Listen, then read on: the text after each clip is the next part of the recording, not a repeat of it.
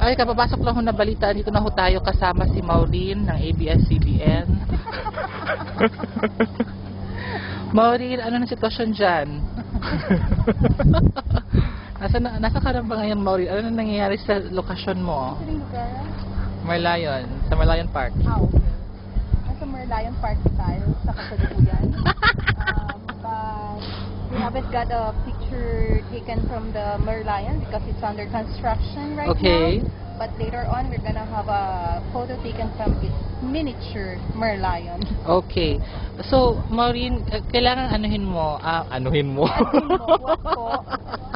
Unsa daw lay, unsa lay? Kailangan i-describe mo sa amin kung saan ka ngayon. Anong mga nakikita mo dyan? Where by the river, sa river. Hindi ko alam anong river ito. Ano yan siya? Sapa. So, ano mga nakikita mo dyan ngayon? I wanna go there. That one. Mahal dyan, huwag ka pumunta dyan. Librihin mo man ako. No, I can't. Unsa na puti te? Ambot unsa na siya, murag ko alam magyapon na siya. Sinihan. Sinihan. So ito po ang mga nakaganapan ngayon kung nasaan Igo mo nga yun. merong barkong malaki sa taas. Liar. Singapore liar. Singapore liar. Ayan po, napakalaki ng Ferris wheel. Grabe. Super. Alangan. Mag-display. Every night na. Napakalaki pa ng Ferris wheel na yan. Wala naman. Kasi may buang sa kanya. Init ka ay. Gabihin na siya dapat ko ano. Correct. So ito po ang meron pong barko na nastanad sa taas ng building. Ayan po, hindi po namin alam kung bakit ganyan ang nangyari sa kanya, pero nastranded po yung barkong 'yan. Hindi po namin alam kung kailan siya ibababa ng mga kuan ng gobyerno, pero nandiyan po siya ngayon.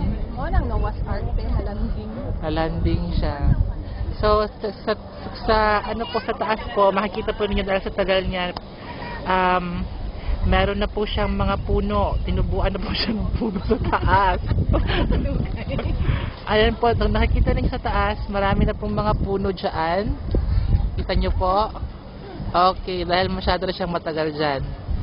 So, inaalam pa ho ng ABS-CBN kung anong nangyayari kung anong inaano ng gobyerno tungkol dito, kay ibababa ba nila yung barko or hindi. Pero ang masasabi po natin, bongga siya.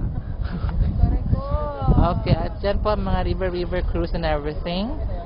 At ito po ang ating correspondent, hindi siya nagtatrabaho ngayon, nagpapahinga siya dahil masakit ang kanyang bagtak. Ang bagtak. Okay. Ilang ka, milya. So, later po, malalaman po natin kung anong mangyayari sa barkong yan at saka kung makakauwi ba kami ng walang sa mga paa namin. Sige, later on po ay tututukan natin itong lokasyon ni Maureen at saka babalik ko kami.